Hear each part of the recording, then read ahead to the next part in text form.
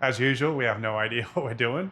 Okay, my next task is I'm gonna start clearancing this firewall. When this tire is turning, there's not enough room. What are you doing, man?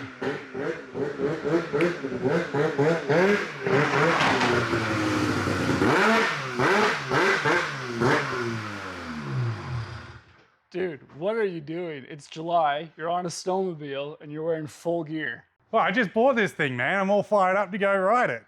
Yeah, but it's July.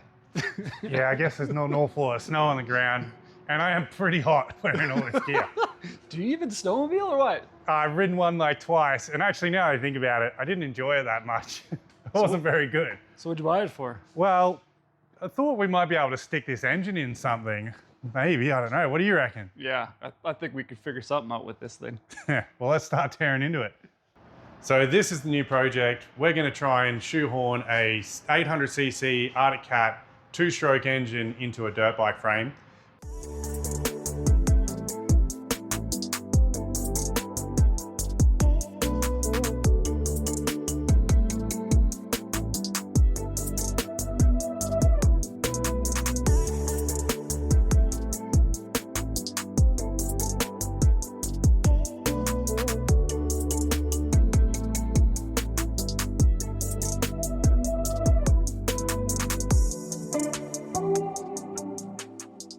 We've got a 137 timber sled kit that we picked up off Facebook Marketplace.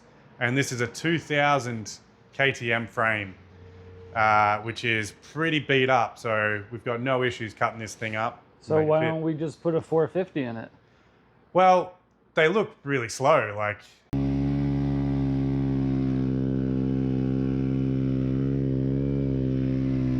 you know, watching the snow bikes, they're only 60 horsepower and they're trying to turn a massive track. They don't really go anywhere by the looks of things, so. Yeah, and I think the whole CVT advantage on that 800cc Arctic Cat motor is going to be really nice in a snow bike. Yeah. You don't have to do shifting, no, like, you know, clutches, hand clutches, that kind of thing. I think this thing's going to be able to, I don't know, just kind of work better. Yeah, so 160 horsepower, and then if you get the clutching right, it's basically like straight to full torque, full horsepower, and it just lives in that realm.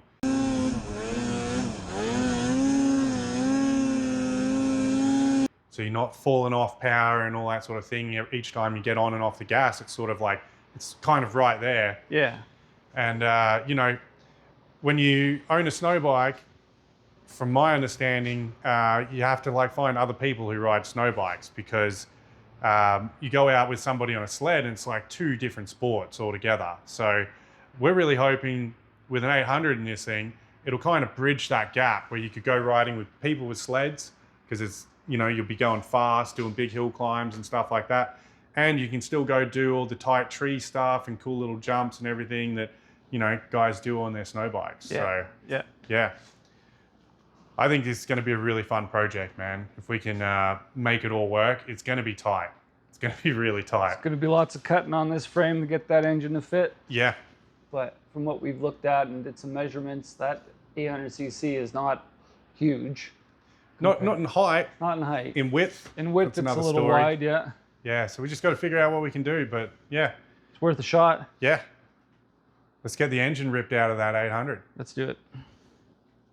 All right, so this thing is a 2012 Arctic Cat M8000 800cc two-stroke, and this is what we're going to use for the engine for our snow bike. So Lauren did a whole bunch of research on this, and he came up with this is the best engine for this project. One of the big things is it has electric reverse. So the older models had a diamond drive gearbox, which we would then select reverse. This one actually uses ignition timing, that as you shut the engine off, it'll turn the engine back on in reverse. That allows the whole thing to move backwards. So that's going to be really handy for us in a snow bike situation. So that's one of the reasons we decided that we're going to use the Arctic Cat M8000. It's got a can on it. You can see a big honking can. I think this is called a muff pot. People use it to warm up some food. They sometimes work, but maybe you really got to get on the throttle with it, you know, get everything hot. This thing sounds rowdy. It's badass. I really hope we can make it sound like that. That's in the snow bike. So basically we're gonna rip this thing apart, get this engine out of here, and we're gonna start fitting it to the snow bike.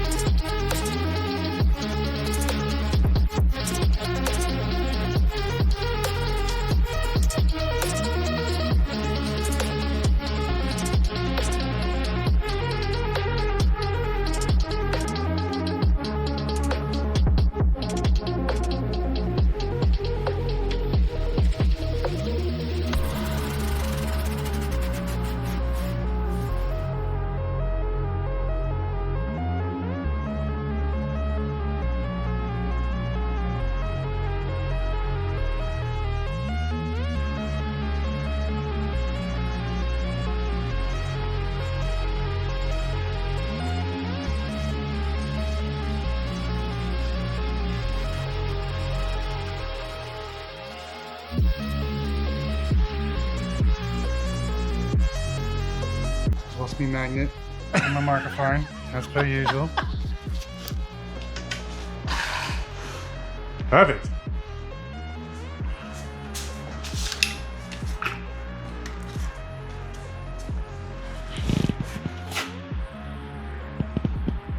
It's pretty small. It is pretty small. Move a finger. 800. Big old Suzuki.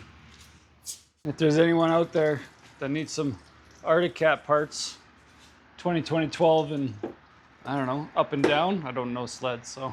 I think the 16. Up to 16? Yeah, like they went to a new engine. Like Arctic Cat made their own engine, I think, in 2016. Well, either way, 2012, this one. So there's a 163 track on it. Seat, skis, I don't know. If you guys want something, hit us up. See if we can help you out.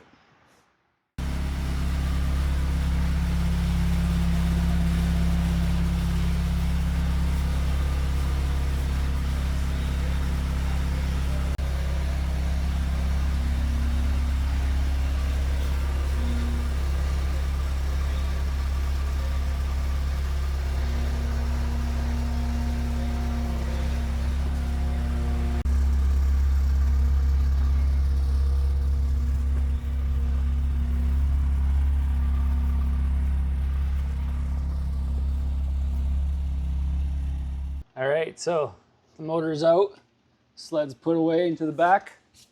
Like I said before, you guys need some parts, hit us up, we'll see if we can help you out. But now we gotta check out how heavy this thing is. Yeah, we've got the new 800 engine right next to the old, this is the 250 engine that came out of this frame. Or maybe the one that's in the Barbie car is out of this frame and this one's out of the 2003. Either way, basically the same motor. Yeah. So I think it's 55 kilos. I think it'll be a bit more, 60. 60? 60 is my guess. Okay. You're what, 55? 55. Okay, 60 and 55. Lift her up.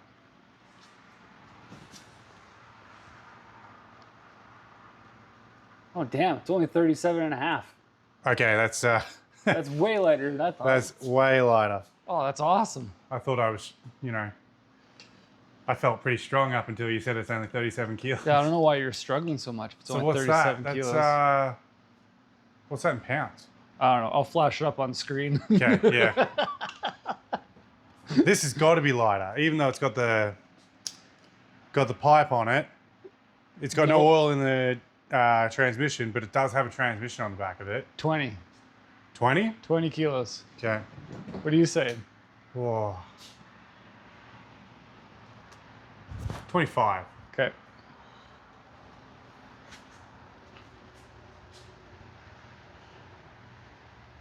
I'm shaking. 25.4, man. Sweet. Oh, So I was wow. actually pretty right.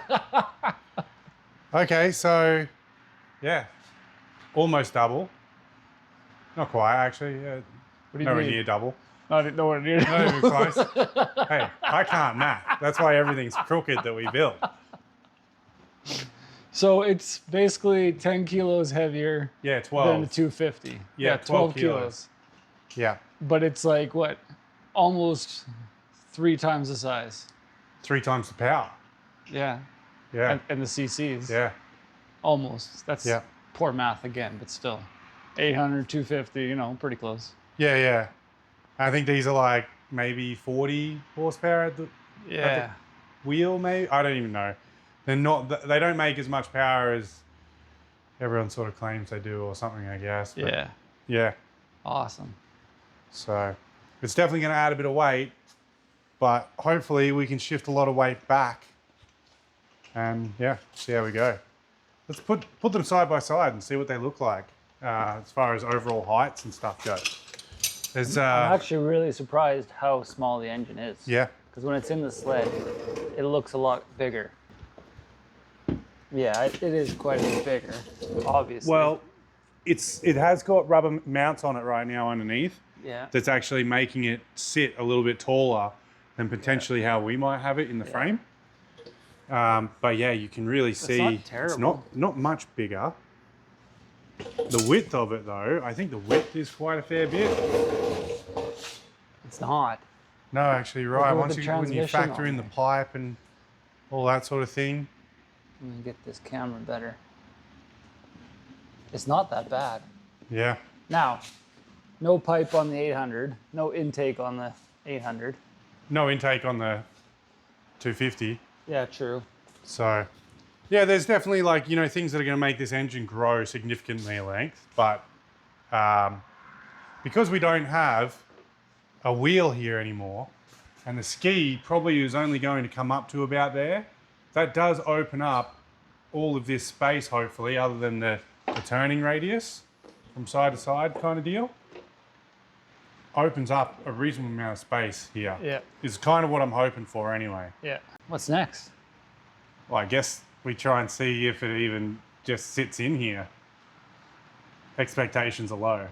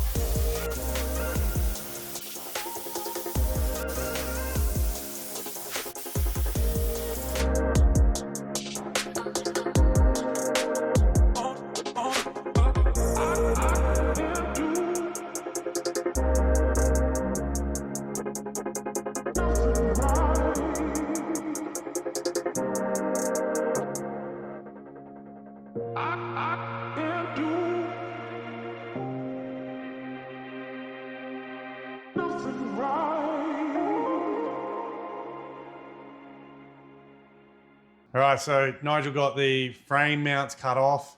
I pulled the exhaust off and we've just put some tape on to cover things up, rags in the intake. We do want to eventually rebuild this motor, hopefully before we run it, but looking inside it, everything actually looks really good, so maybe not. There's a few obvious things you can see here right now. The engine's not even close to fitting in this frame, which was to be expected, but there's going to be a lot of work. Basically, the things that we need to keep is the steering stem, foot peg position, and the mounting position for the track to go onto. And even then, we could change this up. We could bring this mount back here because it doesn't need to go so far forward, which would give us even more room. Yeah, we might need to bring it back because even with the foot peg position, we're going to be almost rubbing with our boots on the actual track section of it. Yeah, this is wider than the width of the bike itself anyway. So that's probably going to have to get changed too. Yeah, possibly. So yeah, first thing, we'll probably disassemble all this. We'll put this up on the workbench, and then we might start making a bit of a jig that will hold certain things like our steering stem angle and our foot peg position or something like that. And then I think we're just going to go ham with the grinder and basically cut this thing to pieces.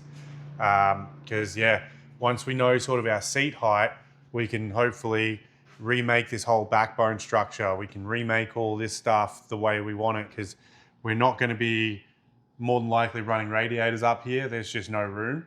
The snowmobile uses a tunnel heat exchanger down here. So we might just need some sort of a reservoir and then integrate that heat exchanger into the tunnel. We could probably lower the engine down about 3 inches, lower the subframe, as we just don't need that much height as what is on a normal dirt bike, because the snow kit actually doesn't travel up that far that we're gonna run into issues there really. So we can bring the engine down, we can tilt it back further, and then we've got to figure out how the hell we're gonna get CVT clutches in there and stuff as well, because like everything's so damn big, it's gonna be tight. Yeah. But luckily for us, we can cut everything out of the way and we can make it however we want to make it. So. Yeah.